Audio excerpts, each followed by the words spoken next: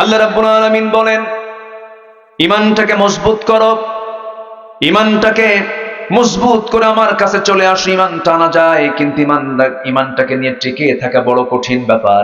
আল্লাহ রাব্বুল আলামিন বলছেন, ইন্নাল্লাযীনা ক্বালু রাব্বুনাল্লাহ ثم استقاموا تتنزل عليهم الملائكة ألا تخافوا ولا تحزنوا وأبشروا بالجنة التي كنتم توعدون জোরে বলুন আল্লাহু আকবার। নিঃসন্দেহে যারা ঈমান আনবে এবং ঈমান আনার পরে যারা বলবে আমার রব আল্লাহ, এই কথার উপরে যারা টিকে থাকবে, তাদের জন্য আল্লাহ রাব্বুল আলামিন জান্নাতের ওয়াদা করেছেন। ঈমান তো আনা যায়, কিন্তু ঈমানটা টিকে রাখা দারুণ কঠিন ব্যাপার। দুজন সাহাবীর কথা এই মুহূর্তে আমার মনে পড়ে গেল। একজন সাহাবীর নাম হলো খুবাইব ইবনে আদি, আর একজন সাহাবী হচ্ছেন আব্দুল্লাহ। এই আব্দুল্লাহর বাড়ি হলো মক্কা মদিনার ঠিক মাঝখান বরাবর তার বাড়ি। এই সাহাবী ইয়াং টকবকে যুবক, নবীর দাওয়াত তার কানে চলে গেছে, কালিমা পড়ে মুসলমান হয়েছেন, দিন যখন গ্রহণ করে ফেলেছেন, সমস্ত পরিবারের কানে কানে যখন নিউজটা চলে গেছে, আপন চাচার কানে সংবাদ চলে গেছে, জন্মের পূর্বেই বাপ চলে গেছে, যে চাচা তাকে বড় করেছেন, চাচার কাছে চলে গেছে নিউজ। সঙ্গে সঙ্গে চাচা ডেকে বলছে, আব্দুল্লাহ শুনলাম তুমি নাকি কালেমা পড়েছ, তুমি নাকি দিন গ্রহণ করেছ। সঙ্গে সঙ্গে আব্দুল্লাহ মুস্কি হাসি মেরে বলে, চাচা আপনি শুনবেন কেন, আপনি দেখেন, আশহাদু আল্লা ইলাহা ইল্লাল্লাহ ওয়াহদাহু লা শারীকা লাহু ওয়া আশহাদু আন্না মুহাম্মাদান আবদুহু ওয়া রাসূলুহু। হেদায়েতের মালিক কে বলে? إن الحمد لله الأكرم الذي خلق الإنسان وكرم وعلمه من البيان ما لم يعلم، فسبحان الذي لا يحصى امتنانه باللسان ولا بالقلم. نشهد أن لا إله إلا الله وحده لا شريك له، ونشهد أن سيدنا وحبيبنا ومولانا محمدا عبده ورسوله الذي أرسله بالحق بشيرا ونذيرا وداعيا إلى الله بإذنه وسراجا منيرا. فقد قال الله تعالى في كلامه المجيد وفرقانه الحميد، أعوذ بالله من الشيطان الرجيم، بسم الله الرحمن الرحيم. إن الله وملائكته يصلون على النبي يا أيها الذين آمنوا صلوا عليه وسلموا تسليما. اللهم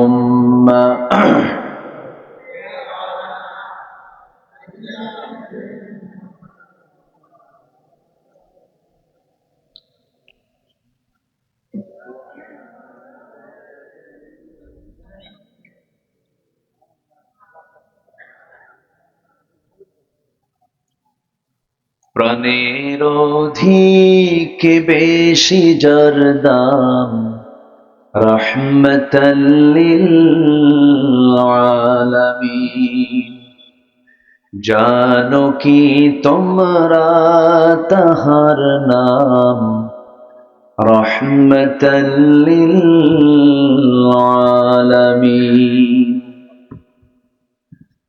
অসহায়ের বুকে যে জন গোপনে করে সওয়ার, দরুদ পড়ে সুবহে ও শাম, রহমাতাল লিল আলামিন।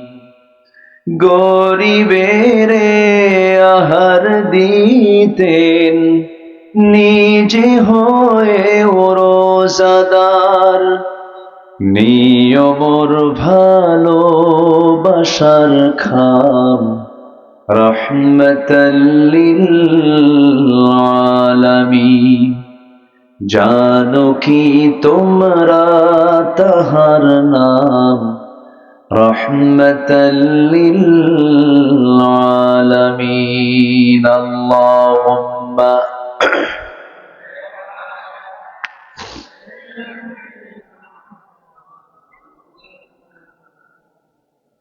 ওয়া আলা আলিহি।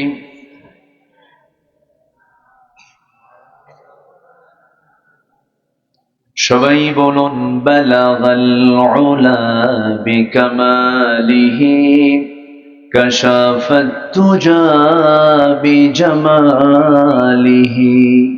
হাসুনাত জামিউ খিসালিহি, সাল্লু।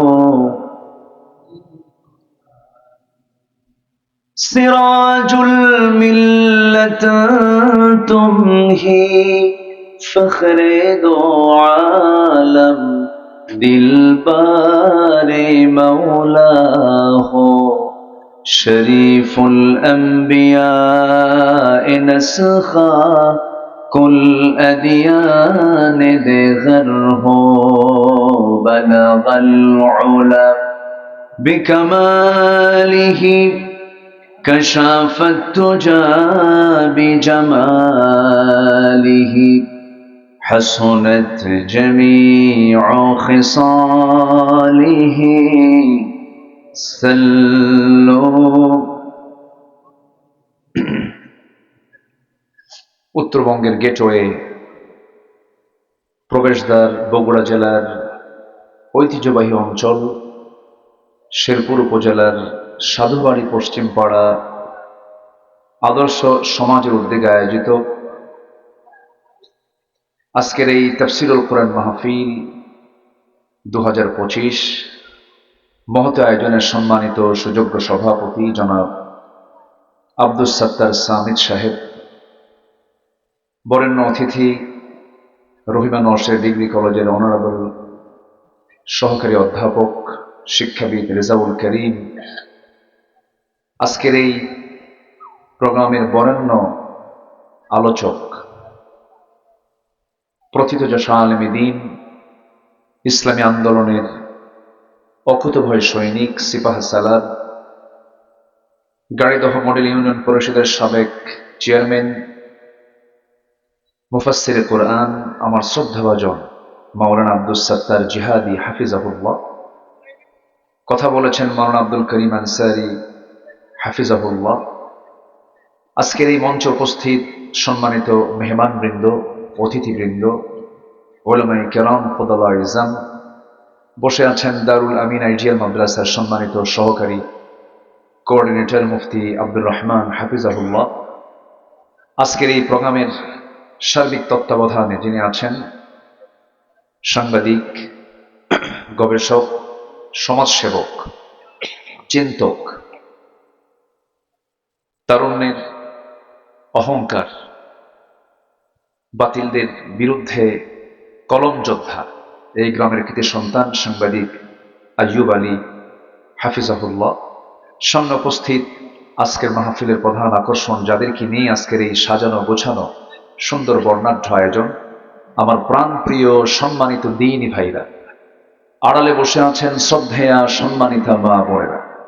আলোচনার সূচনায় আনুষ্ঠানিকতার মধ্য দিয়ে আমার পক্ষ থেকে আবারও দিল খোলা সালাম, আসসালামু আলাইকুম ওয়া রাহমাতুল্লাহি ওয়া বারাকাতুহু। সবাই কেমন আছেন বলুন?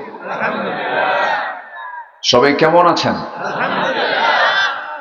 জি, আমাকেও প্রশ্ন করে ফেলেছেন। আল্লাহ তাআলা আমাকে তো আপনার সামনেই বসে রেখেছেন, আমিও ভালো আছি, বলি আলহামদুলিল্লাহ। সম্মানিত উপস্থিতি, আসলে আমার আলোচনা শেষ হবে, লোকজন আসতেই থাকবে, এমন একটা টাইম আজকে আমাকে বাঁচতে আমি বাধ্য হয়েছি। আজান শুরু হয়ে গেছে, আমার আলোচনা মাগরিব পরে ওঠার কথা, কিন্তু জনগণের উপস্থিতির হারটা একটু কম দেখতে পেয়ে আমি নিজেও একটু বিলম্বে উঠলাম। আজকে এশার নামাজটা আমরা মাহফিলের শেষে পড়ব, জোরে বলি ইনশাআল্লাহ। চতুর্দিকে আজান হবে, আজান শুনে আমাদের একটু দিলটা তো অস্থির হয় যে নামাজটা কখন আদায় হবে। তবে সবচাইতে দীর্ঘ সময় থাকে যে সালাতের, সেই সালাতের নাম কি? সালাতুল ইশা। দেশের বড় বড় প্রোগ্রামগুলো, যেরকম গত বছর আমার প্যারেড ময়দানের ইসলামী সমাজ কল্যাণ পরিষদের একটা প্রোগ্রাম ছিল, আমি একদিন ছিলাম, সেখানকার একজন মেহমান ছিলাম। তো আমি মাহফিল শেষ করে দোয়া শেষ করলাম, এরপর এশার নামাজের জামাত হলো রাত 10:30টায়। রাত কয়টায়? 10:30টায়। তো আমরা যদি এখন ব্রেক দিয়ে দেই, তাহলে মাহফিলের এই সৌন্দর্য আমরা আর ফিরে পাবো না। যেহেতু এখানে অনেক জন আছেন, আমরা যদি এখানে বৃহৎ জামাত করি, মসজিদে পড়লে যে সওয়াব হবে, এই সওয়াব আমরা এখানেও পাবো। জোরে বলি ইনশাআল্লাহ। সম্মানিত হাজির, আসুন আমরা আলোচনার দিকে চলে যাই। আমার আলোচনায় কিন্তু শেষ নয়, আমার পরে অত্যন্ত তথ্যপূর্ণ, আদিল্লায় ভরা এবং অত্যন্ত মজবুত কথা, বলিষ্ঠ কথা যিনি বলতে পারেন, আমরা যাদের কাছ থেকে ওয়াজ শুনেছি, মাওলানা আব্দুস সাত্তার জিহাদি সাহেব, তিনি কথা বলবেন, একটা লোক নড়বেন না। আমি ভাঙ্গাচোরা মানুষ, এলেম শূন্য তেমন, এলেম কালাম তেমন নেই, মানুষ ডাকে আসি, সবাই আমাকে ওই প্রথমে উঠায় দেয়, একদম প্রধান বক্তা করে রাখে, কিন্তু সেই যোগ্যতা আমার নাই।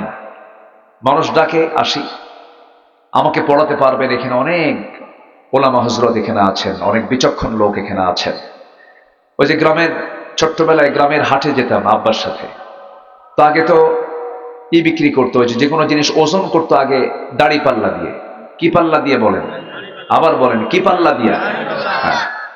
তো ওই দাড়ি পাল্লা মাপার জন্য বাম পাশে রাখা হতো বাটখারা, 10 কেজি, যেটা বড় সবচেয়ে, সেটা 10 কেজির নিচে, এরপরে 5 কেজি, এরপরে 2 কেজি, এরপরে 1000 গ্রাম, এরপরে 500 গ্রাম, এরপরে 200 গ্রাম, এর উপরে 100 গ্রাম, 50 গ্রাম, 25 গ্রাম হলো সবার উপর। আমি হলাম সেই মাত্র 25 গ্রাম উপরে রাখে, কিন্তু গ্রামটা খুব কম, এলে মতটুকু নেই। তো সেই জায়গা থেকে হালকা কিছু কথা আমি আজকে বলে আমি আমার মুরব্বীর হাতে মাইকটা ছেড়ে দেব। আমরা সবাই শেষ পর্যন্ত থাকতে রাজি আছি তো ইনশাআল্লাহ? জোরে বলি ইনশাআল্লাহ। আমি খুবই খুশি হয়েছি আজকের এই মাহফিল আসতে পেরে, বিশেষ করে আমার আইয়ুব ভাই, আমাকে না হলেও 50 দিন, আমার হবে এরকম মনে হয় 40 থেকে 50 বার উনি আমাকে এই মাহফিলটার ব্যাপারে 5-6 বছর যাবৎ বলে আসেন। আমি টাইম দিতে পারি না, এলাকার মানুষ, আমার জন্ম তো এই এলাকায়, এই থানায় আমার জন্ম, তো সেই হিসাবে আমি দিতে পেরে আমি খুব আনন্দ বোধ হচ্ছে আমার, আমি খুব তৃপ্তি বোধ করছি। আল্লাহ আমাদের এই সম্পর্কে কবুল করুন, জোরে বলি আমিন।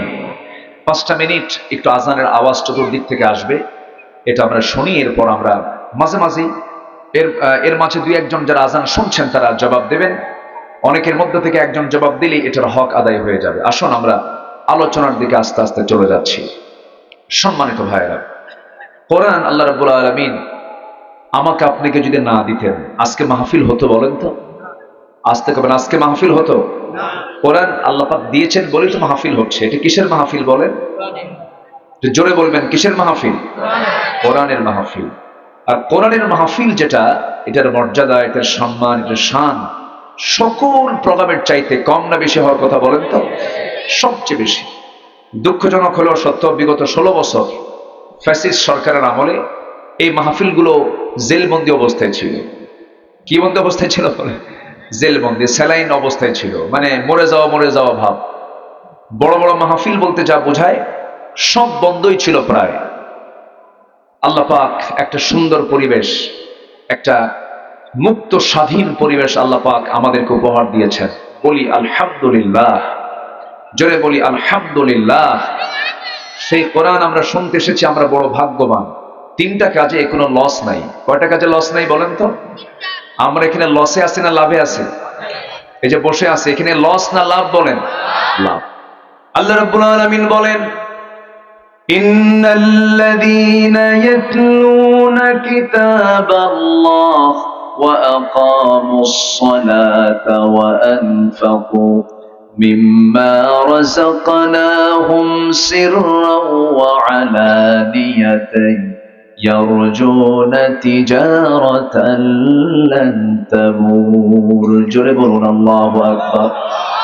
সূরাতুল ফাতির আল্লাহ রাব্বুল আলামিন বলেন, নিঃসন্দেহে যারা তিনটা কাজ করবে তাদের জন্য কোনো লস নাই।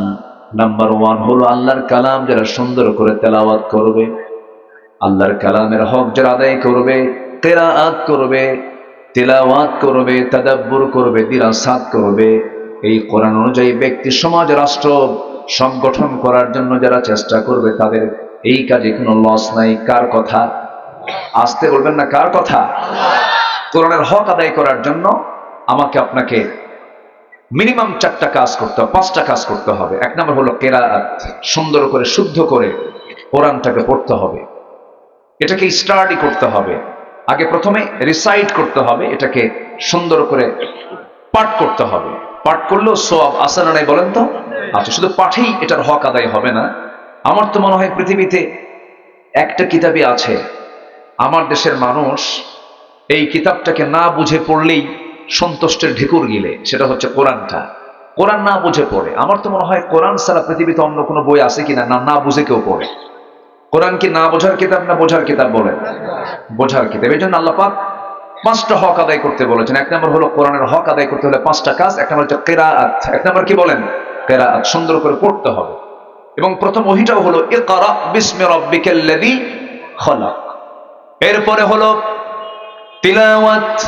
আল্লাহ রাব্বুল আলামিন বলেন, মহান রাব্বুল আলামিন সুন্দর করে বান্দাকে বলছেন, ওয়ারাত্তিলিল কুরআনা তারতিলা। এরপরে হলো দিরাসাত, এরপরে হলো তাদাব্বুর। আল্লাহ রাব্বুল আলামিন বলেন, আফালা ইয়াতাদাব্বারুনাল কুরআন আম আলা কুলুবিন আকফালুহা। মানুষের কি হলো? মানুষ কোরআন নিয়ে গবেষণা করে না, কোরআন নিয়ে স্টাডি করে না। তাদেরকে দিলে কি তালা মারা হয়ে আছে? তাদের দিলকে তালাবদ্ধ হয়ে আছে নাকি? অর্থাৎ আল্লাহ বলছেন, তোমরা সুন্দর করে পড়ো, বোঝো, অনুশীলন করো, স্টাডি করো, গবেষণা করো। এই অনুযায়ী তোমার জীবনটাকে সাজায় নাও, পরিবারকে সাজায় নাও, রাষ্ট্র গঠনের চিন্তা করো। আমি আল্লাহ তোমাকে সফলতা দিয়ে দেবো। যেরকম সুবহানাল্লাহ। 1 নম্বর। নাম্বার 2 হলো ইন্নাল্লাযীনা ইয়াতলুনা কিতাবাল্লাহ ওয়া আকামুস সালাহ। নাম্বার 2 হলো যারা নামাজ কায়েম করবে। আমার বন্ধুগণ, আমার দেশে নামাজ কায়েম আছে না আদায় আছে? সাইফুল ভাই একটু বাড়ায় দিয়ে নামাজ, হ্যাঁ, সামান্য একটু বাড়ায় দিয়ে। সাইফুল ভাইয়ের মাইক মাশাআল্লাহ দীর্ঘদিনের। কত বছর আপনার? 30 বছর যাবত তার মাইকের অভিজ্ঞতা, খুব ভালো। আমার সাইফুল ভাইয়ের নাজমা মাইক না? নাজমা কার নাম? ভাস্তির নাম। নিজের মেয়ে নাই? ও বড় ভাইয়ের নাম। মাশাআল্লাহ, কি মোহাব্বত। আল্লাহ পারিবারিক মোহাব্বত আমাদের বাড়ায় দাও। জোরে বলি আমিন। সম্মানিত ভাইরা, তো 2 নম্বর 2 হচ্ছে আমরা নামাজ কায়েমের কাজ করব। আমার দেশে নামাজ আদায় আছে না কায়েম আছে? আদায় কোনো মতো আছে। আমার দেশে নামাজি বেশি না ইমানদার বেশি? একটু বলেন, একটু কথা বলেন। নামাজি বেশি না ইমানদার বেশি? ইমানদার বেশি। কারণ বলে না, হুজুর নামাজ না পড়ি, ইমান তো ঠিক আছে। এখন বলেন, নামাজি বেশি না ইমানদার বেশি? ইমানদার বেশি। আবার মাঝে মাঝে আবার এই নামাজ পড়া লাগে না এরকম কিছু ফতুয়া দেওয়ার মতো কিছু আমাদের দেশে বিভিন্ন সম্রাট আছে। একটা আছে ফাউল সম্রাট আবুল সরকার। ও তো বাউল না, ওটা ফাউল। আর বাউল শব্দটা আরবি থেকে যদি অনুবাদ করা হয়, বাউল মানে হলো পেশাব। বাউল মানে কি? যা বের হয়ে যায়, এটা হচ্ছে বাউল। এই বদমাইশ গুলো কোরআন নিয়ে বাজে কথা বলেছে যে আল্লাহ কোরআনে নাচতে কইছে। কোথায়? 7-8 বার। কোথায়? কুল আউযু বিরাব্বিন নাস মালিকিন নাস ইলাহিন নাস। তোমরা সবাই নাচো। এত বেফাস কথা। উচিত ছিল এই সমস্ত বদমাইশগুলোর জিহ্বা টেনে ছেড়ে ফেলা। আসতে কোন কেন? জিহ্বা টেনে ছিঁড়ে ফেলা দরকার ছিল। সম্মানিত ভাইরা, এ পর্যন্ত বহু আইন পাশ হয়েছে আমার দেশে, অনেক অধিবেশন সংসদে বসেছে, কিন্তু কেউ আজ পর্যন্ত সাহস করে নবীর বিরুদ্ধে, আল্লাহর বিরুদ্ধে, কোরআনের বিরুদ্ধে, ইসলামের বিরুদ্ধে কথা বললে চূড়ান্ত শাস্তি নিশ্চিত করা দরকার, এমন কোন আইন আমার দেশে পাশ করা হয়নি। আমরা আগামীর পার্লামেন্টে এমন আইন আমরা দেখতে চাই। আসতে বলবেন না, জোরে বলুন ঠিক কিনা? এমন আইন আমরা দেখতে চাই। আমরা সব দেখেছি, আমরা মদের আইন পাশ হতে দেখেছি, বেশ্যাবৃত্তির লাইসেন্স পাশ করতে দেখেছি, সুদের আইন পাশ হতে দেখেছি, কিন্তু এবার আমরা দেখতে চাই নামাজের আইন পাশ করা। আগামীর সরকার আমরা দেখতে চাই নামাজের সরকার। আগামীর সরকার আমরা দেখতে চাই কোরআনের সরকার। রাজি আছেন কারা কারা? হাত উঁচু করে দেখান মুসলমান।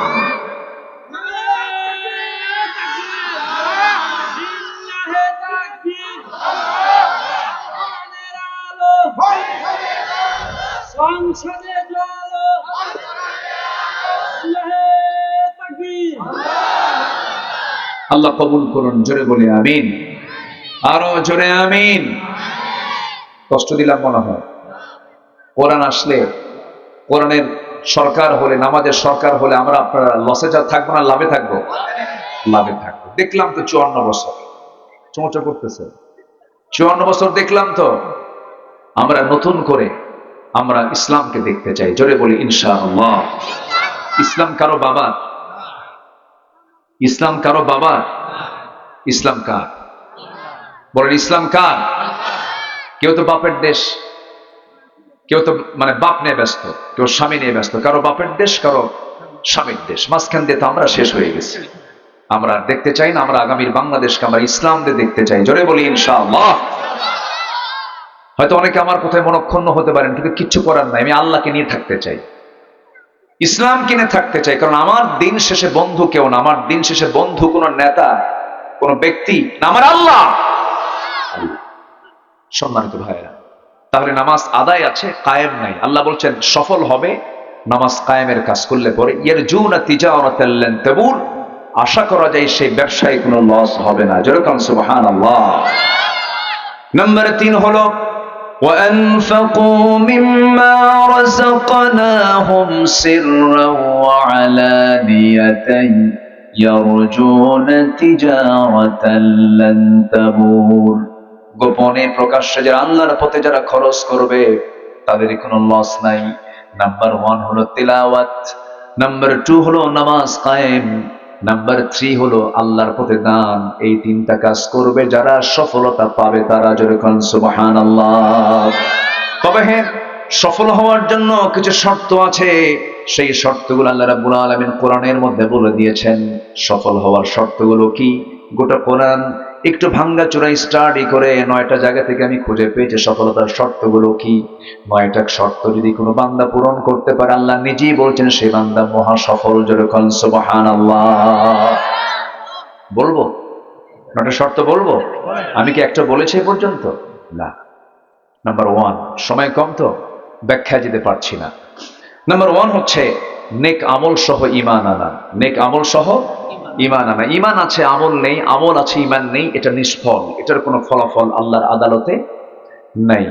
আপনার ঈমান নেই, আপনি আমল করলেন, ওই বিল গেটসের মতো। বিল গেটস আমেরিকার শীর্ষ ধনকুবের একজন বড় ধনী, সে তার সম্পত্তির বিশাল একটা অংশ সে সামাজিক কাজে, সামাজিক অনুদানে সে এটা খরচ করেছে। এই বিশাল হাজার হাজার কোটি টাকার দান আল্লাহর দরবারে তার এটার কোনো মূল্য নেই, কারণ বিল গেটসের ভিতরে কি নাই?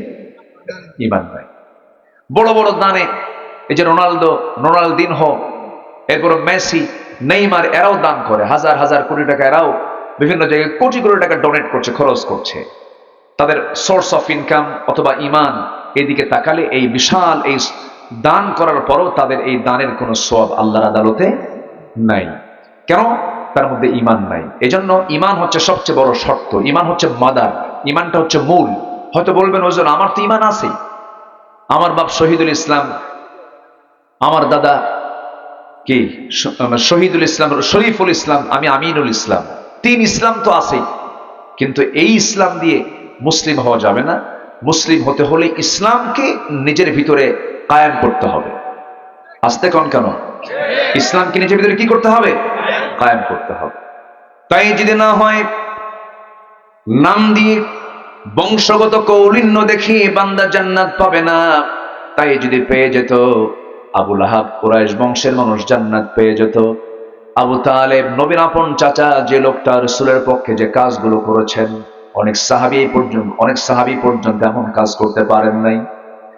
নবীকে নিজের বুকে আগলিয়ে রেখে কলিজার টুকরা সন্তান আলী জাফরদেরকে দূরে রেখে দিতেন। তাকে ব্যবসা শিখিয়েছেন। তার জন্য শিব আবু তালেবের 3.5 বছর পর্যন্ত জেলও খেটেছেন। এত কষ্ট যে আবু তালেব আমার নবীর জন্য করলেন, সে আবু তালেব জান্নাতি না জাহান্নামী? কি নাই বলেন? আসতে বলবেন না, কি নাই? ঈমান নাই। বাবার পরিচয় দিয়ে যদি সন্তান জান্নাত পেয়ে যেত, তাহলে নূহ আলাইহিস সালামের ছেলে কেনান, নবীর ছেলে কেনান জান্নাত পেয়ে যেত। কিন্তু জান্নাত পাবে না কেন? কারণ তার মধ্যে ঈমান নাই। বাপ দিয়ে কোনো কাজ হবে না। আবার ওইদিকে নবীর বাবা, একজন নবী, তার বাবা কেন জান্নাত পাবে না? কারণ তার মধ্যে ঈমান নাই। নূহ আলাইহিস সালাম, কি বলে, ইব্রাহিম আলাইহিস সালামের বাবা হলো আযর, মুশরিক মানুষ, ঈমান নাই। সন্তান নবী হয়ে কোনো লাভ হবে না। বাবার পরিচয় দিয়ে সন্তান, সন্তানের পরিচয় দিয়ে বাবা, বংশের পরিচয় দিয়ে, এর সমস্ত পরিচয় দিয়ে বান্দা কখনো জান্নাত পাবে না। জান্নাত পাওয়ার জন্য 1 নাম্বার পুঁজি হলো কি আনা? বলেন, জোরে বলেন, কি আনা? ঈমান, মজবুত ঈমান আনা, নেক আমল সহ। যে ঈমানের মধ্যে কোনো শিরিক থাকবে না, বেদাত থাকবে না, কুফর থাকবে না, ক্যান্সার থাকবে না। ক্যান্সার যুক্ত ঈমান আছে না নাই? ঈমানের ক্যান্সার হলো শিরক, ঈমানের ক্যান্সার হলো কুফর, ঈমানের ক্যান্সার হলো বেদাত, ঈমানের ক্যান্সার হলো ব্যক্তিগত কিছু মানবীয় কিছু দোষাবলী আছে, যেরকম মারাত্মক দোষ হিংসা। হিংসা মানুষের ঈমানকে জ্বালিয়ে পড়ে শেষ করে দেয়। হিংসা মনে হয় সাধু বাড়ির দিকে নাই। সবাই তো সাধুই আমরা, এই জন্য কি বাড়ি হয়েছে সাধু বাড়ি? হিংসা আছে না নাই? হিংসাটা কেমন দেখেন, জমি কেনে একজন, ঘুম হয় না আরেকজনের, আছে না এরকম? আছে কিনা বলেন? আছে। একজন ভালো চাকরি করে, ভালো পোস্টে চলে গেছে, আরেকজনের ঘুমই হয় না। ওর ছেলে এত বড় কর্মকর্তা হলো কেন? এই টেনশনে ওর মাথা ঘামে, মাথায় থাপড়ায়। এটা হচ্ছে হিংসা। আগের যুগের মানুষ ঘোড়ার গাড়িতে করে, গরুর গাড়িতে করে বিয়ে করতে যেত, ঠিক আছে না? গরুর গাড়িতে বিয়ে করার লোক এখানে আছে নাকি কেউ? কই, কে? দেখেন, গরুর গাড়িতে গেছে, ঠিক আছে, হাত নামা। আচ্ছা, তো ঘোড়া, এক গ্রামের এক চাচার কাছে ঘোড়া আছে, এক যুবকের বিয়া। তো যুবকটা চলে গেছে ঘোড়াওয়ালা চাচার কাছে, গিয়ে বলছে, চাচা আমার অমুক দিন বিয়ে, একটা কাজ করতে চাচ্ছে, আমি আপনার ঘোড়াটা নিতে চাচ্ছি বিয়ের দিন, আপনি কি আমাকে বিয়ের দিন ঘোড়াটা দিবেন? তো মুরব্বী যে রাগের ঠেলায় বলেই ফেলছে, হয়তো তার প্রতি একটু রাগ ছিল, রাগের ঠেলায় বলেই ফেলছে, সবাই দিলেও তোরে ঘোড়া দেবো না, যা। যুবকটা মন খারাপ করে বাড়িতে চলে আসছে। রূপক অর্থে বলছি, বোঝানোর জন্য বলছি। সবে কদর আসছে, রাত্রে গেছে মসজিদে, তারাবির, তাহাজ্জুদ, নফল নামাজ সব শেষ করে সর্বশেষ একটা দোয়ায় হাত তুলছে আল্লাহর কাছে, আল্লাহ আজকের এই কদরের রাত্রিতে আমার জন্য কোনো চাওয়া পাওয়া নাই, আমি আমার জন্য কিচ্ছু চাই না, আমাকে কিচ্ছু দেওয়া লাগবে না, একটাই দোয়া তোমার কাছে, বুড়ার যেন ঘোড়া মনে,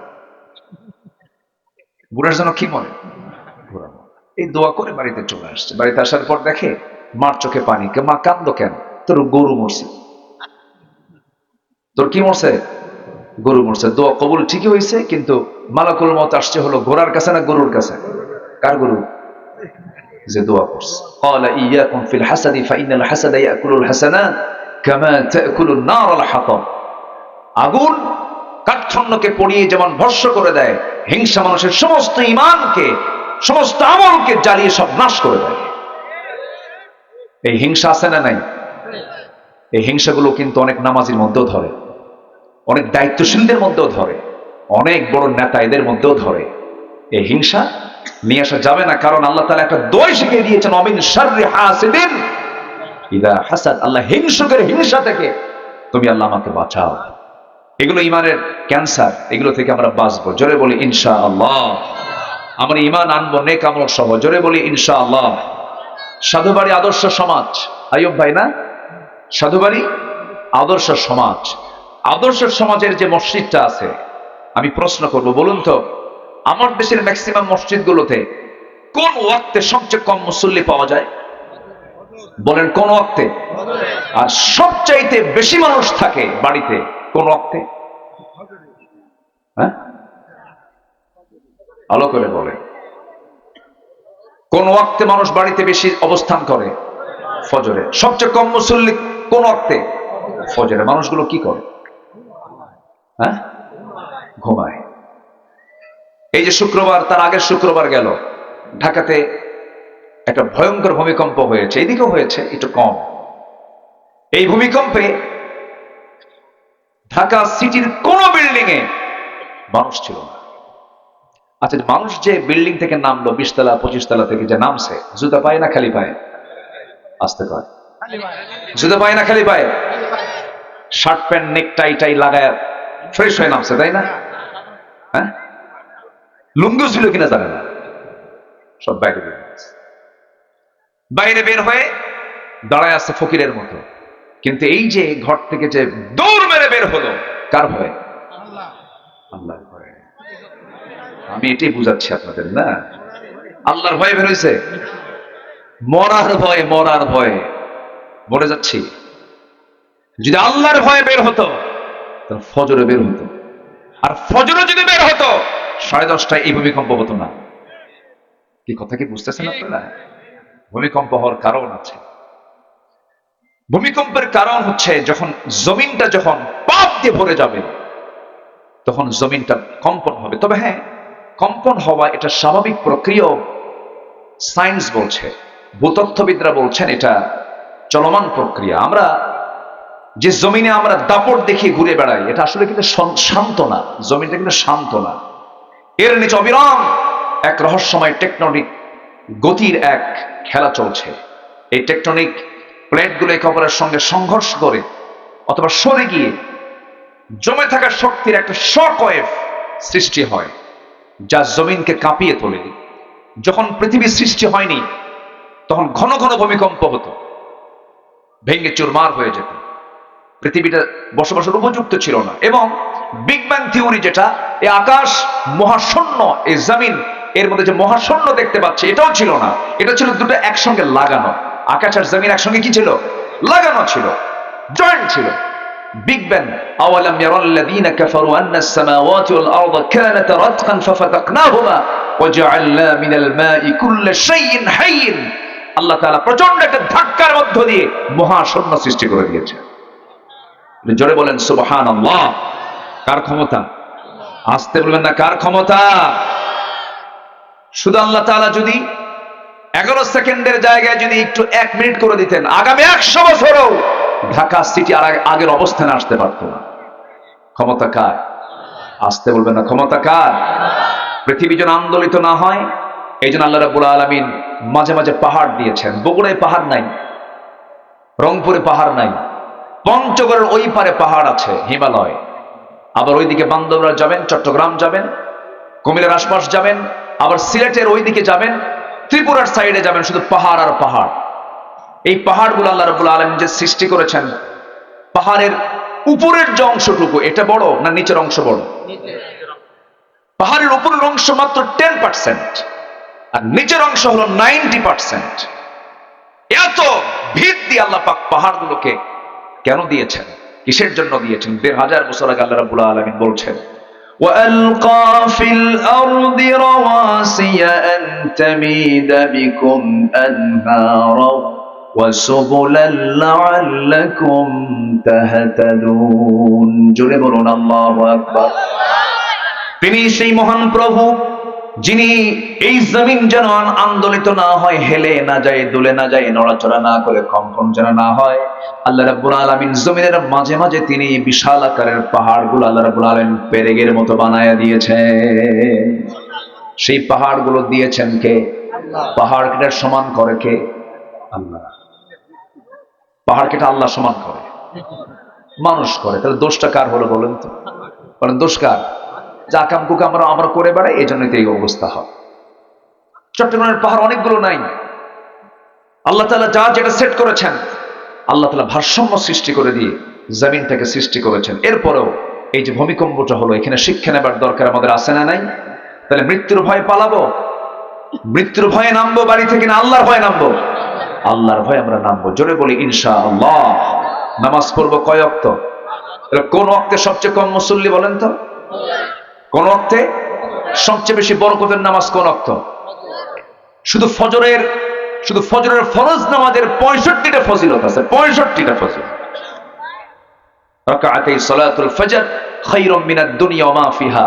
ফজরের 2 রাকাত সুন্নতের দাম দুনিয়া এবং দুনিয়ার মাঝে যা আছে তার চাইতে বেশি। এত দাম যে নামাজের, সেই নামাজে মানুষ বেশিরভাগ বাড়িতে থাকার পরও ঘুমায়। কি করে? ঘুমায়। আমি সাধুবাড়ির আদর্শ সমাজকে স্পষ্ট ভাষায় একটু জানাবো, মনোযোগ দিয়ে কানটা লাগায় শুনবেন, এই পরামর্শটা নেবেন। সাধুবাড়ির আদর্শ সমাজের কাছে আমার একটা প্রস্তাবনা আমি দিয়ে যাচ্ছি। সেটা হলো, যেদিন আপনি সাধুবাড়ির মসজিদে জোহরের চাইতে, আসরের চাইতে, মাগরিবের চাইতে ফজরের মুসল্লি বেশি পাবেন, সেদিন থেকে আমি হলফ করে বলতে পারি এই গ্রামে কোনো মাদক, নেশা, কোনো পাপাচার, কোনো বেপরদার কোনো পরিবেশ সাধুবাড়ির কোথাও আপনি দেখতে পাবেন না। আপনারাই ঠিক করে ফেলবেন, লাগবে না। ইন্নাস সালাতা তানহা আনিল ফাহশাই ওয়াল মুনকার ওয়া লাযিকরুল্লাহি আকবার। এজন্য সমাজটা নামাজ দিয়ে ভরে যাক। সবাই কি চান না ইনশাআল্লাহ? সবাই চান তো? এই জন্য ফজর নামাজ বাস্তবায়ন কমিটি, ফজর নামাজ বাস্তবায়ন কমিটি, একটা টিম, একটা ইয়াং টিম একটা গ্রামে তৈরি হওয়া দরকার। যাদের দায়িত্ব হবে খাতা কলম নিয়ে বসবে গ্রামে কারা কারা নামাজ পড়ে না, সুন্দর করে লিস্ট করে, সুন্দর করে দাওয়াতি কাজের মধ্য দিয়ে যদি আপনার গ্রামের এই টার্গেটটা ফিল আপ করা যায়, ফজর নামাজে আমরা 100% মুসলমান মসজিদে হাজির হব। দেখবেন সাধুবাড়ি হয়ে গেছে আসল সাধুবাড়ি, জান্নাতের একটা গ্রাম হয়ে গেছে। এটা আল্লাহ কবুল করুন। আমার কথায় মনে রাগ করতেছেন? আমি কিন্তু ভাই একটু দরদ দিয়ে কথা বলছি। একটু আমরা নিজের গ্রামটাকে একটু ভাবি, নিজের পরিবারকে নিয়ে একটু ভাবি, একটু চিন্তা ফিকির করে দেখবেন অনেক সুন্দর হয়ে গেছে। তার কথার চাইতে উত্তম কথা কার হতে পারে যে মানুষকে আল্লাহর দিকে ডাকে? ওমান আহসানু ক্বাওলাম মিম্মান দাআ ইলাল্লাহি ওয়া আমিলা সালিহান ওয়া ক্বালা ইন্নানি মিনাল মুসলিমিন। সম্মানিত ভাইরা, তাহলে সফল হওয়ার জন্য 1 নাম্বার কাজ হলো নামাজি ইমানদার না বেনামাজি ইমানদার? বলেন, নামাজি ইমানদার না বেনামাজি ইমানদার? নামাজি ইমানদার আমরা হব। জোরে বলি ইনশাআল্লাহ। আল্লাহ রাব্বুল আলামিন বলেন, ইমানটাকে মজবুত করো, ইমানটাকে মজবুত করে আমার কাছে চলে আসো। ইমান টানা যায়, কিন্তু ইমানটাকে নিয়ে টিকে থাকা বড় কঠিন ব্যাপার। আল্লাহ রাব্বুল আলামিন বলছেন, ইন্নাল্লাযীনা ক্বালু রাব্বুনাল্লাহ সুম্মা ইসতাকামু তাতানাসসালু আলাইহিমুল মালাইকা আল্লা তাখাফু ওয়া লা তাহজানু وأبشروا بالجنة التي كنتم توعدون। জোরে বলুন আল্লাহু আকবার। নিঃসন্দেহে যারা ঈমান আনবে এবং ঈমান আনার পরে যারা বলবে আমার রব আল্লাহ, এই কথার উপরে যারা টিকে থাকবে, তাদের জন্য আল্লাহ রাব্বুল আলামিন জান্নাতের ওয়াদা করেছেন। ঈমান তো আনা যায়, কিন্তু ঈমানটা টিকে রাখা দারুণ কঠিন ব্যাপার। 2 জন সাহাবীর কথা এই মুহূর্তে আমার মনে পড়ে গেল। একজন সাহাবীর নাম হলো খুবাইব ইবনে আদি, আর একজন সাহাবী হচ্ছেন আব্দুল্লাহ। এই আব্দুল্লাহর বাড়ি হলো মক্কা মদিনার ঠিক মাঝখান বরাবর তার বাড়ি। এই সাহাবী ইয়াং টকবকে যুবক, নবীর দাওয়াত তার কানে চলে গেছে, কালিমা পড়ে মুসলমান হয়েছেন, দিন যখন গ্রহণ করে ফেলেছেন, সমস্ত পরিবারের কানে কানে যখন নিউজটা চলে গেছে, আপন চাচার কানে সংবাদ চলে গেছে, জন্মের পূর্বেই বাপ চলে গেছে, যে চাচা তাকে বড় করেছেন, চাচার কাছে চলে গেছে নিউজ। সঙ্গে সঙ্গে চাচা ডেকে বলছে, আব্দুল্লাহ শুনলাম তুমি নাকি কালেমা পড়েছ, তুমি নাকি দ্বীন গ্রহণ করেছ। সঙ্গে সঙ্গে আব্দুল্লাহ মুস্কি হাসি মেরে বলে, চাচা আপনি শুনবেন কেন? আপনি দেখেন, আশহাদু আল্লা ইলাহা ইল্লাল্লাহ ওয়াহদাহু লা শারীকা লাহু ওয়া আশহাদু আন্না মুহাম্মাদান আবদুহু ওয়া রাসূলুহু। হেদায়েতের মালিক কে বলেন? আসতে বলবেন, হেদায়েতের মালিক কে বলেন? আল্লাহ তাআলা। সঙ্গে সঙ্গে আপন চাচা বলে ফেলল, আব্দুল্লাহ তুমি কি জানো যে অপরাধটা তুমি করেছো ওই অপরাধের শাস্তি কি হতে পারে? চাচা বলুন, সমস্ত সম্পত্তিগুলো তোর কাছ থেকে জোর করে নিয়ে নেব কওমের লোক দেখে। মুস্কি হাসি মেরে বলছে, চাচা শুধু আমার সম্পদ কেন, গোটা দুনিয়ার সম্পদ যদি আমার হাতে তুলে দিয়ে বলেন ঈমান ছেড়ে দাও, দুনিয়া ছেড়ে দেব, কিন্তু আমি আব্দুল্লাহ ঈমান ছাড়তে পারবো না। আর আমার দেশের মানুষ একটা বিড়ির প্যাকেট পাইলে পরে ঈমান বেঁচে শেষ। এই তোমার মাইক কি আপ ডাউন করে কেন? আওয়াজ তো কমে গেল। সম্মানিত ভাইয়েরা, আমি খুব খুশি হয়েছি সন্ধ্যার মাহফিল এত লোক উপস্থিত হওয়া, এটা একটা বিশাল ব্যাপার। মানুষ সবচাইতে বেশি ব্যস্ত থাকে কোন সময়? এই টাইমটা। আপনারা যে এসেছেন এটা আমি হাদা মিন ফাদলি রাব্বি, এটা আমার রবের অনুগ্রহ, আপনারা আসতে পেরেছেন, বলি আলহামদুলিল্লাহ। মানে শেরপুরের কালচারটা তো আমার জানা আছে। তো আমার গতকালকে দিনের বেলার মাহফিলে যে লোকটা ছিল কোরআন শুনতে এসেছিল, সেখানে যে ভলেন্টিয়ার ছিল সেই লোকও কিন্তু এখানে নাই। কিন্তু শেরপুরের সংস্কৃতিতে সন্ধ্যাবেলায় এত লোক হাজির হওয়া, এটা কিন্তু শহরতলিত সামনিত শহর, এত লোক হাজির হওয়া এটা একটা অকল্পনীয়। আলহামদুলিল্লাহ বলে আপনার দিনকে ভালোবেসে সময় নিয়ে মাহফিল এসেছেন, বলি আলহামদুলিল্লাহ। মাহফিল কমিটি যা আয়োজন করেছে ফিল আপ হয়ে গেছে, আল্লাহ কবুল করুন। সম্মানিত ভাইরা, এই কই আওয়াজ দেখো, তাই আওয়াজ কই, ঠিক করো। সম্মানিত ভাইরা, আব্দুল্লাহর কথা শুনে সঙ্গে সঙ্গে চাচা বলে ফেললাম, তুমি কি জানো আমি তোমাকে দুনিয়া থেকে বিদায় করে দিতে পারি? উনি মুস্কি হাসি মেরে বলেন, চাচা আমি তো বিদায় হওয়ার জন্য প্রস্তুতি আছি, ঈমান এনেছি, শহীদ হয়ে যাব, কারোর সামনে মাথা নত করবো না। যেরকম সুবহানাল্লাহ, কি মজবুত ঈমান ছিল তাদের। আপন চাচা মারতে মারতে রক্তাক্ত করে ফেলে জমিনে ফেলে দিল, জামা টেনে ছিঁড়ে ফেললো, এমনকি পরনের লুঙ্গিটা পর্যন্ত খুলে ফেলে দিয়া তাকে ঘর থেকে ধাক্কা মেরে বের করে দিল। উলঙ্গ অবস্থায় কোথায় যাবেন তিনি? মার দরজার কাছে গিয়ে দরজায় নক দিয়ে বলছেন, মা দরজা খোলো। দরজা খুলেছে মা, বলছে, মা আমার দিকে তাকাইও না, দিন গ্রহণ করেছে, আমার পরনের লুঙ্গিটা পর্যন্ত খুলে নিয়েছে, সব কিছু কেড়ে নিয়েছে। মা, ও মা আমি তোমাকে ভালোবাসি, কিন্তু কখনোই রাসূলের চাইতে বেশি ভালোবাসি না। দেখেন কি নবীর প্রতি ভালোবাসা। মা তোমাকে ভালোবাসি, কিন্তু নবীর চাইতে বেশি ভালোবাসি না। মাত্র 2 মাস আগে আল্লাহ তাআলা মক্কা মদিনায় গিয়েছিলাম বহুবার, মদিনার রওদাতুম মিন রিয়াদিল জান্নাহ গিয়েছি। এবার অনেক তৃপ্তি পেয়েছি, একটা আনন্দ পেয়েছি। একটু বলি, ভিতরে ঢুকলাম, 10 মিনিট 12 মিনিটের বেশি থাকা যায় না। ভিতরে ঢুকলাম, ঢোকার সঙ্গে সঙ্গেই দেখি আমার দেশের কিশোরগঞ্জ ময়মনসিংহের কিছু লোকজন রিয়াদুল জান্নাহর ভিতরে তারা পরিচ্ছন্ন কর্মীর কাজ করছে, পরিষ্কার পরিচ্ছন্নতার কাজ।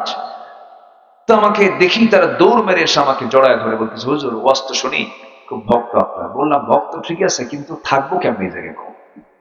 থাকতে দিচ্ছে না। আপনি বসেন, ব্যবস্থা হবে। পিছনে বসে আছি, 3টায় ঢুকছি, আজান হবে ফজরের, সাথে আমার একমাত্র ছেলেটাও ছিল, নতুন হাফেজ হয়েছে, দোয়া করবেন না ইনশাআল্লাহ? তো আব্বুকে বললাম, আব্বু দেখো, দেখছো আমার দেশের মানুষ কোথায় এসে থাকে, কোথায় রুটি রুজির ব্যবস্থা আল্লাহ পাক করে দিয়েছে। তো আমি বললাম যে আমি থাকতে পারবো তো হুজুর, দেখতেছি।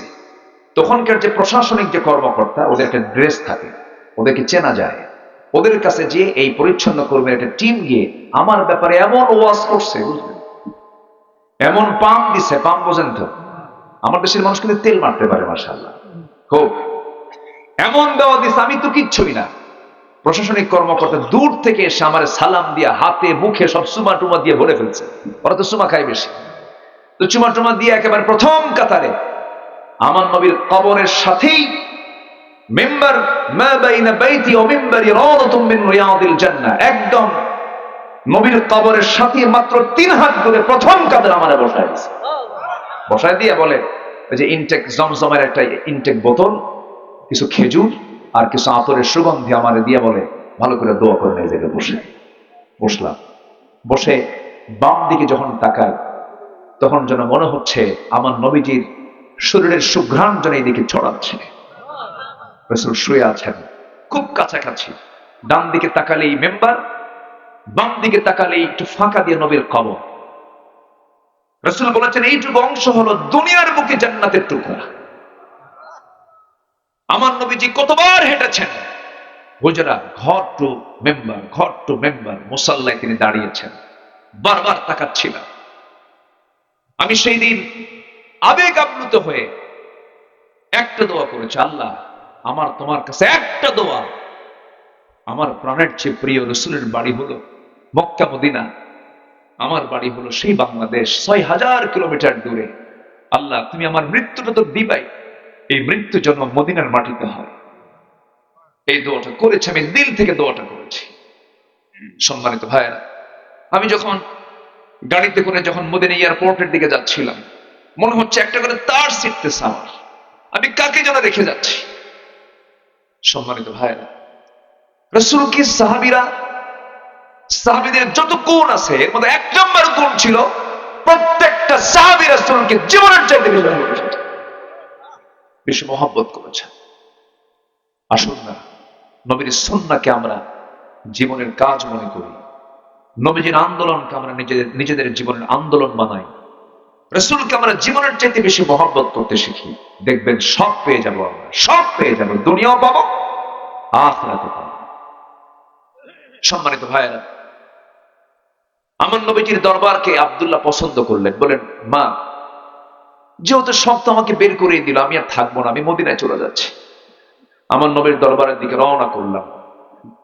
ঘোড়া আছে, বাগানের খেজুর বাগান আছে, সুন্দর বাড়ি আছে, বাড়ির সামনে একটা মিঠা পানির কূপ আছে, সব আছে, সব থুইয়া নবীর দরবারে চলে গেলেন। ঈমান বিক্রি না করে, দুনিয়া বিক্রি করে নবীর কাছে গিয়ে হাজির হলেন।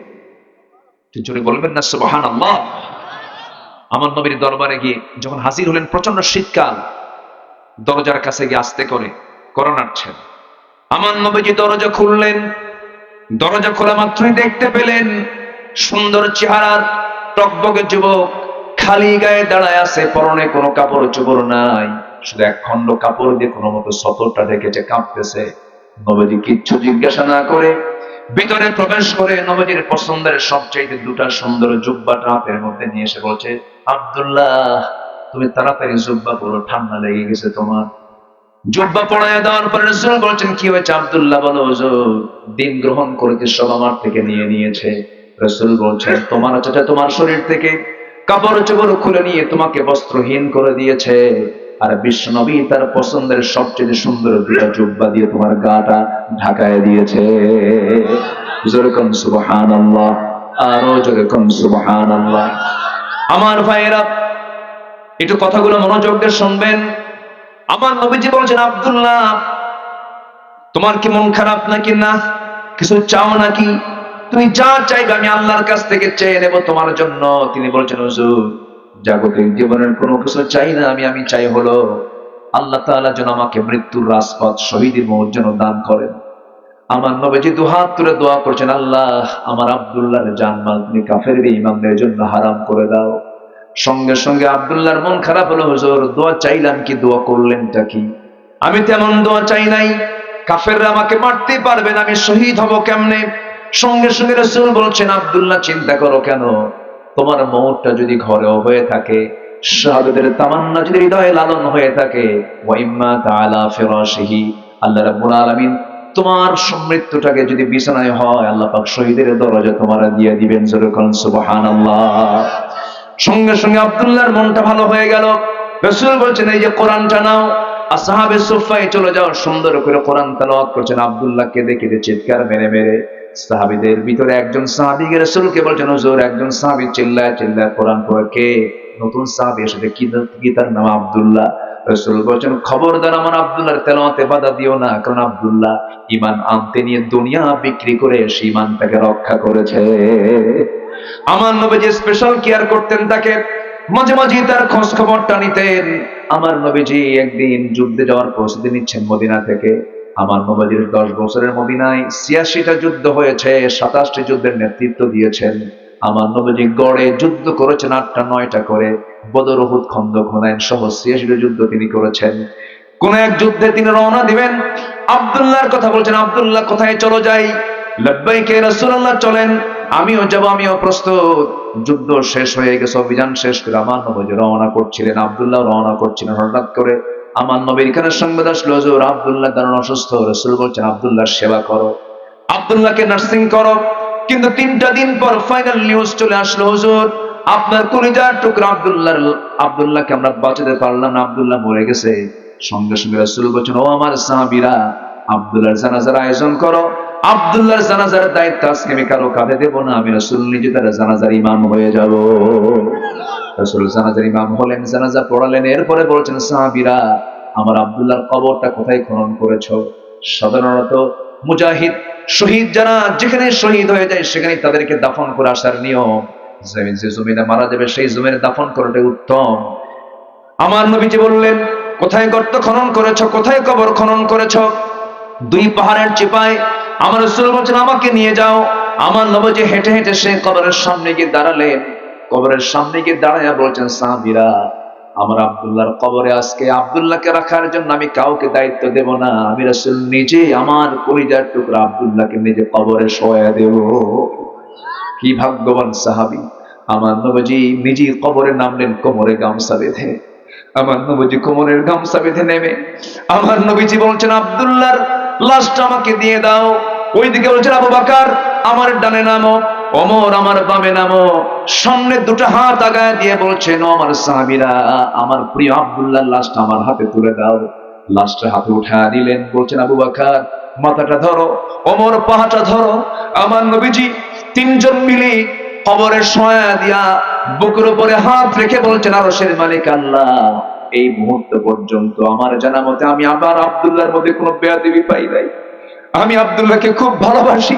আব্দুল্লাহ দুনিয়া বিক্রি করে ঈমান নিয়ে দুনিয়া থেকে বিদায় নিয়েছে। আল্লাহ মেহেরবানি করে তুমি আব্দুল্লাহর সব কিছু তুমি আল্লাহ মাফ করে দাও।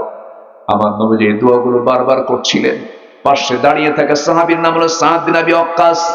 এই সাহাবী এমন যোদ্ধা ছিলেন, সমুদ্র পাড়ি দিয়েছেন, সমুদ্রের পাড় থেকে ওপারে চলে গেছেন ঘোড়ায় চড়ে।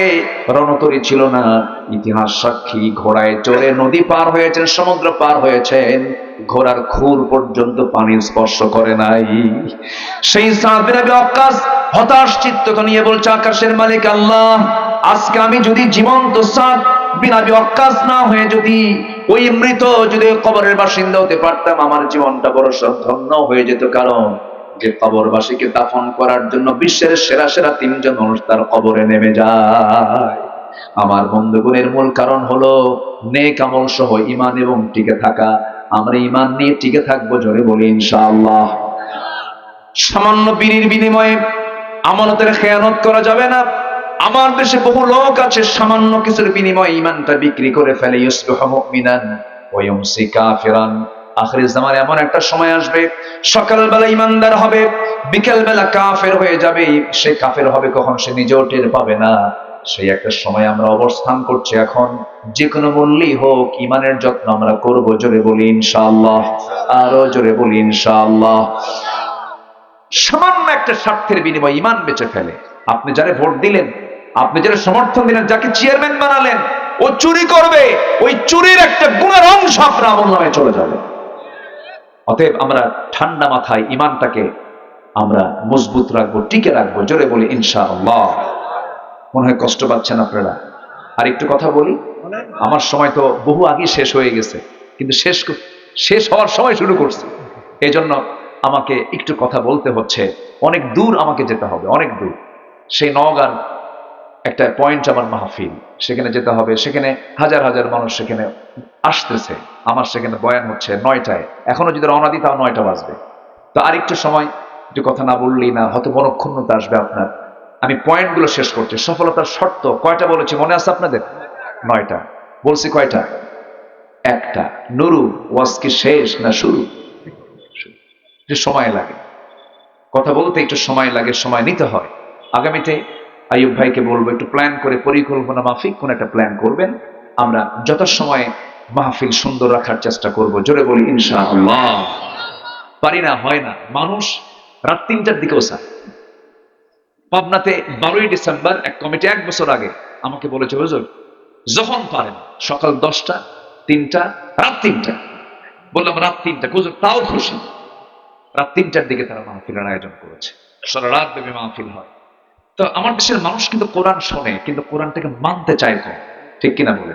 ওয়াজ শুনতে খুব মজা পায়, কিন্তু অজুর পানি ঠান্ডা। এটা তো হলো না। আমরা কি সবাই নামাজ পড়বো না ইনশাআল্লাহ? ফজর পড়বেন কারা কারা, একটু হাত তুলে দেখেন দেখি। ফজর পড়বেন কারা কারা? জোরে বলি ইয়া আল্লাহ। আমাদেরকে ফজর, জোহর, আসর, মাগরিব, এশা 5 ওয়াক্ত সালাত আদায় করা তৌফিক তুমি আল্লাহ দিয়ে দাও। জোরে বলি আমিন।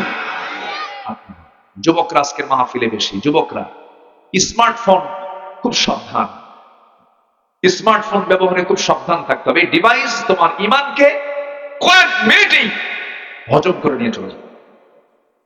স্মার্টফোন ব্যবহারে খুব সাবধান থাকো, বিশেষ করে বিভিন্ন apps, imo, line, viber, messenger, WhatsApp, Instagram, Kurigram, এগুলো বাদ দাও। কোনো গ্রাম ট্রাম করা যাবে না, এগুলো পিছনের সময় নষ্ট করা লস। কোনো গার্লফ্রেন্ড থাকবে না, ইমানদারের জীবনে কোনো গার্লফ্রেন্ড নাই, ইমানদারের জীবনে কোনো বয়ফ্রেন্ড নাই। আমার মা এগুলো থেকে বাঁচার চেষ্টা করবেন। আল্লাহ মাদেরকে হেফাজত করুন, জোরে বলি আল্লাহুম্মা আমিন। যুবকরা যৌবনকে নষ্ট করে দিও না। বিয়ের প্রয়োজন হবে, ফ্যামিলিতে বলে দাও আমাকে বিয়ে করাও, তবু আকাম কুকাম কইরা জীবনটা ধ্বংস করে দিও না। বন্ধু বান্ধব খারাপ নির্বাচন করবে না। ফ্রি ফায়ার, পাবজি, ক্যাসিনো, মাদক, নেশা, শখকে না বলে দেখো একটু সেজদা দাও, মসজিদে একটু যাও, দেখো সেজদার মধ্যে যে তৃপ্তি আসে, এমন তৃপ্তি পৃথিবীর কোনো কাজে নাই। সেজদা দিবা, তৃপ্তি মতো তোমার ঘুম হবে। সেজদা দিবা, তোমার ভিতরে একটা মনের সতেজতা চলে আসবে। দিনটা শুরু করো নামাজ দিয়ে। বুরিকালি উম্মতি ফি বুকুরিহা, আমার উম্মতের বরকতময় সময় হলো সকালবেলা। নামাজ দিয়ে শুরু, নামাজ দিয়ে শেষ করবো রাত। জোরে বলি ইনশাআল্লাহ। আল্লাহ কবুল করুন, জোরে বলি আমিন। নাম্বার 2 হচ্ছে পরিশুদ্ধিতা। আমরা তাসকিয়াতুন নাফস, নফসের শুদ্ধতা আনবো। আল্লাহ তাআলা বাহিরটা দেখবেন না, লম্বা দাড়ি আর বিশাল বড় জুব্বা আর মাথার টুপি আর দাড়ি। আমি এটাকে অপমান করছি না, আবার এটা ভুল বুঝবেন না। আমি এটাকে সম্মানের চোখে দেখছি। আমারও তো দাড়ি আছে, জুব্বা পরি, মাথায় টুপি আছে, আমি কেন অবজ্ঞা করব? কিন্তু আল্লাহ তাআলা কিন্তু এগুলো দেখবেন না। আল্লাহ দেখবেন তোমার অন্তরটা, তোমার আমলটা দেখবেন। এজন্য আমার অন্তরে যেন কোনো হিংসা, অবৈধ যৌন কামনা বাসনা, কোন কামনা বাসনা, অহংকার, আত্মম্ভরিতা, এগুলো যেন আমার মধ্যে না জেগে বসে। আল্লাহ কবুল করুন, জোরে বলি আমিন। সম্মানিত ভাইয়েরা, অবৈধ কামনা বাসনা করা যাবে না। বৈধ কামনা বাসনার সমস্যা নেই। নিজের বউ বিয়ে করেছেন, সমস্যা নেই, তাকান সওয়াব পাবেন, শুয়ে থাকেন সওয়াব পাবেন, সময় কাটান সওয়াব পাবেন, তাকে নিয়ে ঘোরেন সওয়াব পাবেন, হজ করেন, ওমরা করেন, তাকে নিয়ে ঘোরেন, সওয়াব পাবেন, কোনো সমস্যা নাই। কিন্তু সেটা কি নিজের বউ না পরের বউ, এটা যেন মনে থাকে। এই জিনিসটা মনে থাকলে আর কোনো সমস্যা নেই। নিজের বউ ভালো লাগে না, শুধু পরের বাড়ির পিছনে শুধু মেসেঞ্জারে ঢুকায় দেয়, সালাম কি আসানা আসানা আসানা, মেসেঞ্জারে নখ ঢুকায় দেয়, হি শুরু হয়ে গেল অশান্তি। আজকে সব ধ্বংস করে দিচ্ছে শুধু নফসের শুদ্ধতার অভাবে। আল্লাহ আমাদের নফসকে শুদ্ধ রাখার তৌফিক দান করুন, জোরে বলি আল্লাহুম্মা আমিন। আল্লাহ রাব্বুল আলামিন বলেন, قد أفلح من تزكى وذكر اسم ربه فصلى بل تؤثرون الحياة الدنيا والآخرة خير وأبقى إن هذا لفي الصحف الأولى صحف إبراهيم وموسى জোরে বলুন আল্লাহু আকবার। নাম্বার 3 হলো সত্যবাদী হওয়া। আমার দেশে মিথ্যা কথা বলার মতো মানুষ যত সমাজের মধ্যে আছে, যে শ্রেণী আছে আমাদের দেশে, সবচেয়ে কোন শ্রেণী বেশি মিথ্যা কথা বলে? শিক্ষক, রাজনীতিবিদ, হ্যাঁ নেতা নেতা নেতা মিথ্যা কথা কম করে না বেশি কয়? সব নেতা কি? সব নেতা। কিছু নেতা আছে তারা মিথ্যা বলে না, তারা সত্যকে প্রতিষ্ঠা করতেছে, কিন্তু অধিকাংশ আমাদেরকে ধোঁকা দিয়েছে এ পর্যন্ত। কারা সবচেয়ে বেশি ধোঁকা পেয়েছে এই জাতি কারা? কাদের ধোঁকা? নেতাদের ধোঁকা। এত ধোঁকাবাজি করছে।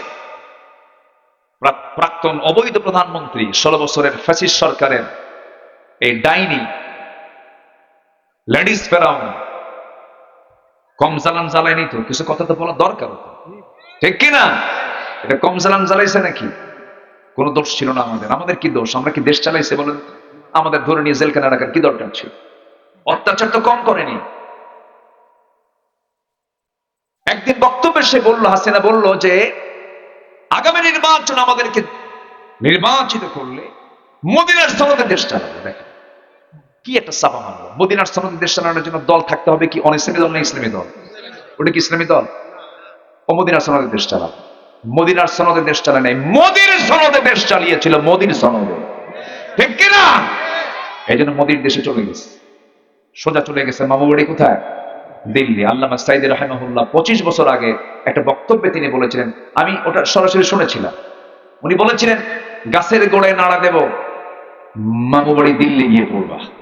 আল্লাহ তাআলা তার কথাকে হুবহু কবুল করে নিয়েছেন। আল্লাহ মানুষ তো কবুল হবে না কেন? বলে ফেললেন কত আগে, বাস্তবায়ন হলো কত পরে এসে, 25 বছর পরে এসে। চিন্তা করেন কত সিটি ছিল। কলকাতা ছিল, আসামের গুয়াহাটি ছিল, ত্রিপুরার আগরতলা ছিল, ইউপি ছিল, চেন্নাই ছিল, রাজস্থান ছিল, শ্রীলঙ্কা, ভুটান, নেপাল, মায়ানমার, ইয়াঙ্গুন, বোনের বাড়ি লন্ডন, বিয়ে বাড়ি আমেরিকা, কোথাও পড়ে নাই, মামু বাড়ি। এটাই হচ্ছে বাস্তবতা। আগামীর বাংলাদেশ আমার মনে হচ্ছে কোরআনের বাংলাদেশ। জোরে বলি ইনশাআল্লাহ। আমরা সব দেখা শেষ করেছি। আইয়ুবের শাসন, মুজিবের ভাষণ শুনেছি, জিয়া কেটেছেন খাল, চাচা এরশাদের তাল বেতাল, মাঝখান দিয়ে চলেছে শুধু হরতাল আর হরতাল। সব দেখা শেষ। আগামীর বাংলাদেশ আমরা দেখতে চাই ইসলামের বাংলাদেশ, কোরআনের বাংলাদেশ। রাজি আছেন কারা কারা? হাত উঁচু করে দেখান মুসলমান।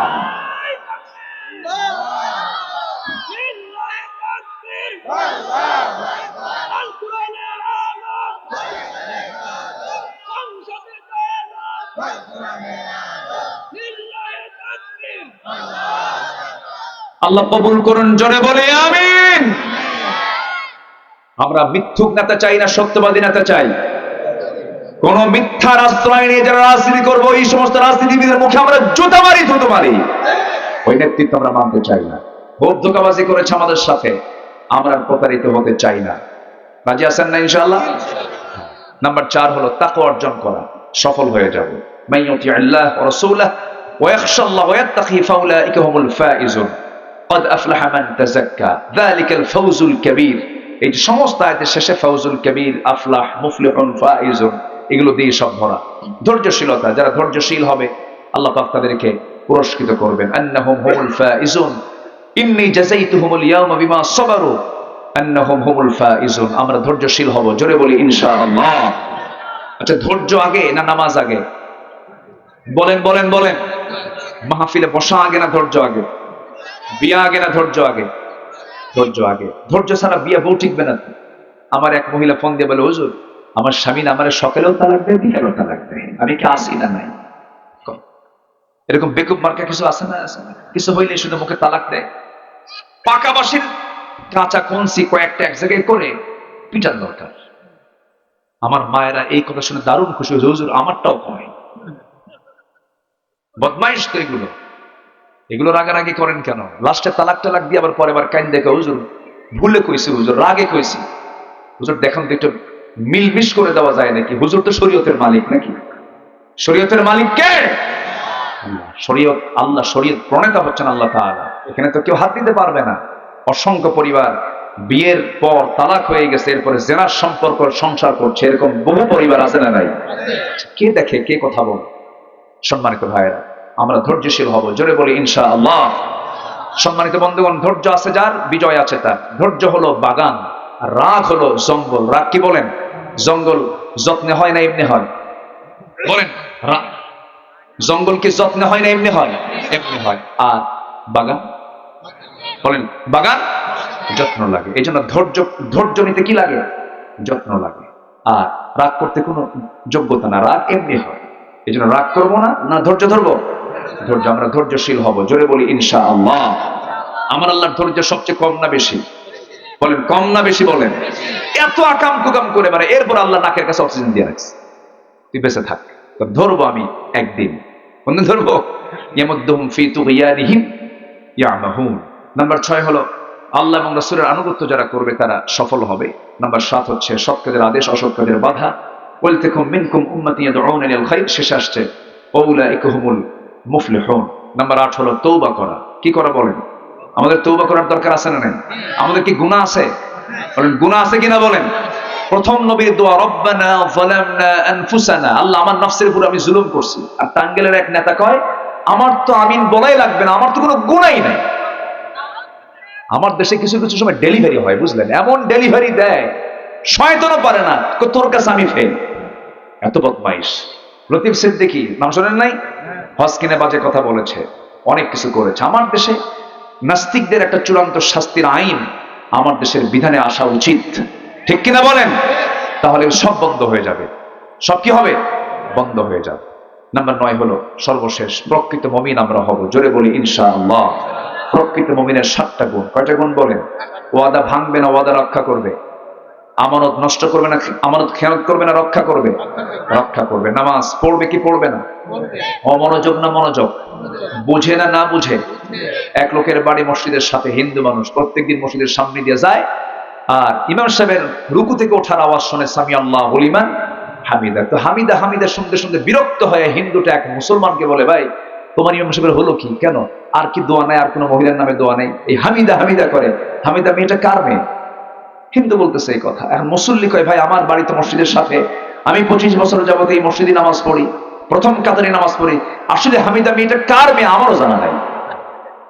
কি কথা কি বুঝতেছেন? তাহলে ওই হিন্দুর বোঝা আর এর বোঝা কোন তফাৎ আছে?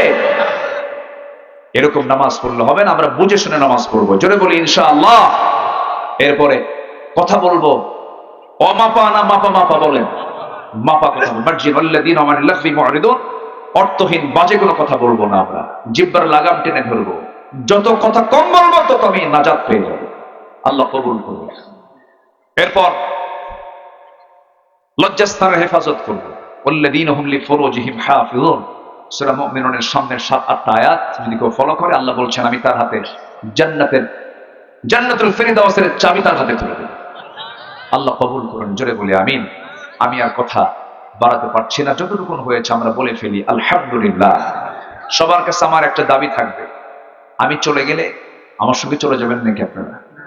যাবেন না, সবাই থাকবেন। মাহফিলের শান মান রক্ষা করার দায়িত্ব একার না সবার? একার না সবার? বলেন সবার। এই জন্য সবাই বসবেন, কেউ যাবেন না। এই মাহফিল প্রত্যেক বছর হোক, সবাই কি চান আপনারা? এটা কি প্রত্যেক বছর হয়? প্রত্যেক বছর শুরু হলো। আচ্ছা, মাহফিল শুরু হলো, এটা আর বন্ধ হবে না। জোরে বলি ইনশাআল্লাহ। তাই মাহফিলটা যদি